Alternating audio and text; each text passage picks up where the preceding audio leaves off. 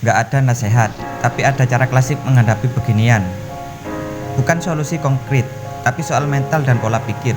Kita hidup di tahun 2022, 2020. Jadi sudah ribuan tahun roda kehidupan manusia berputar. Miliaran manusia sudah mengalami hidup lalu mati, susah senang berat ringan. Jadi sebenarnya nggak ada masalah yang spesial. Mungkin baru buat seseorang, tetapi tidak baru buat kehidupan. Ketika anak muda lulus di masa Covid, kenyataan hidup otomatis sudah menang 1-0 melawan dia. Karena lowongan kerja makin sedikit, perusahaan banyak yang tutup. Kalau dia nggak ada pengalaman magang, kerja atau berjualan, dia sudah kalah 2-0.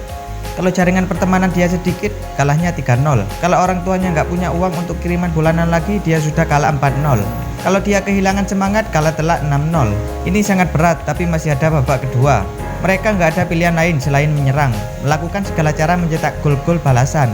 Gol pertamanya adalah yang terpenting karena membangkitkan semangat. Caranya mencetak gol pertama, ia harus memulai menyadari bahwa hidupnya 100% adalah tanggung jawabnya, bukan tanggung jawab orang tua ataupun keluarganya.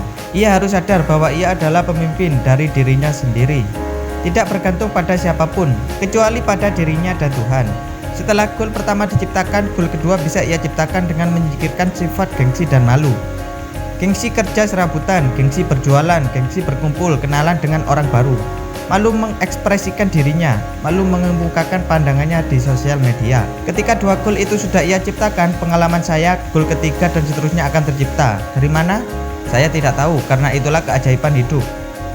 Usaha-usaha dan rasa bertanggung jawab yang ia lakukan akan menular dan menghasilkan energi positif ke sekeliling. Bisa jadi tetangga tiba-tiba memberi informasi lowongan yang tepat karena melihat dia baik dan serius. Bisa jadi teman barunya menjadi rekan jualan dan membantu dia survive. Itulah hidup.